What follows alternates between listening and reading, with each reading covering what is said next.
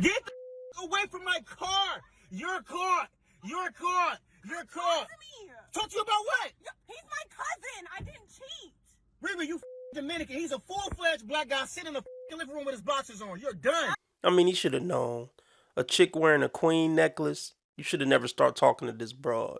See, the cuter and slimmer they are, the stronger the temptation to cheat and be naughty. Yeah, this guy doing it right. Ain't nothing to talk about. She banging all on his window. See, no bedroom fun is worth all this. It's just not. It's not worth the headache and the trouble. Yeah, keep it moving, bro. She did you a favor. Ho for show. Yeah, I remember that girl. She was a hoe. For show. Picture this, a guy invites you on a date, you say yes, you go on the date, you had a blast, he pays, it's time to go. He says, let's go back to my place, you're feeling him, you're like, let's go back to your place. Pull up to his place, is in the peas. Oh, you just waxed your pussy for this date, and he takes you back to the projects, right?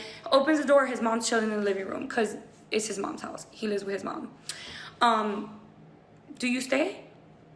Let me stop. Do you stay? Of course you do. You decided to stay. Cool. You walk past his mother in the living room to his childhood bedroom where you're about to have sexual intercourse with... You're about to have sexual intercourse. You have sexual intercourse. Do you stay? I mean, who's the loser in this story?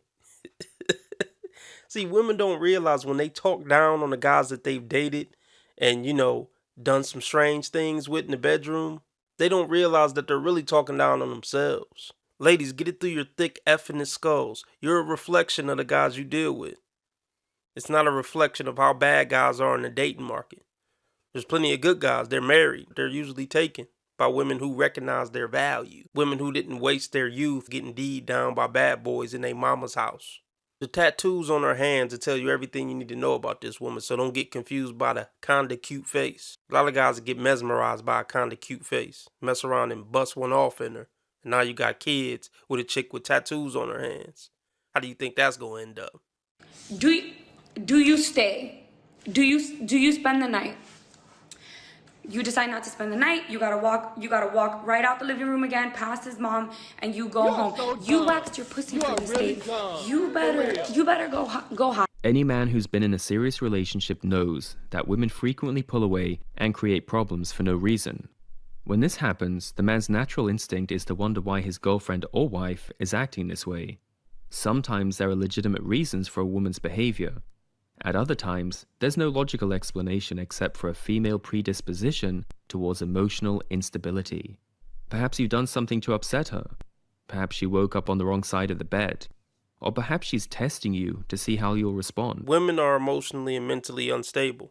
So even if you find a good woman, that fairy tale that you have of finding a good woman and having a wholesome family and living happily ever after, it's impossible with a woman. Because women are always on an emotional roller coaster and they're not mentally stable. So how can you have a healthy relationship with somebody who's crazy?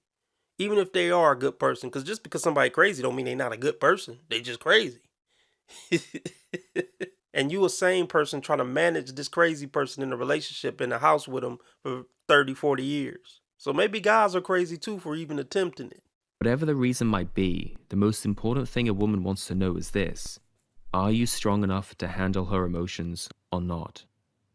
If a woman's acting moody or withdrawn, all the talking in the world won't bring her back to a place of joy and happiness.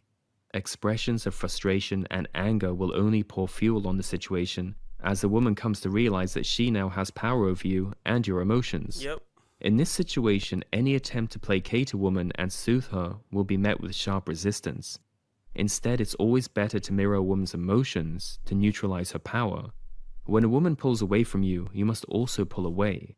When she grows distant and withdrawn, you too must become distant and withdrawn. Honestly, the best setup for a guy is to have a live-out girlfriend if he want to deal with a woman.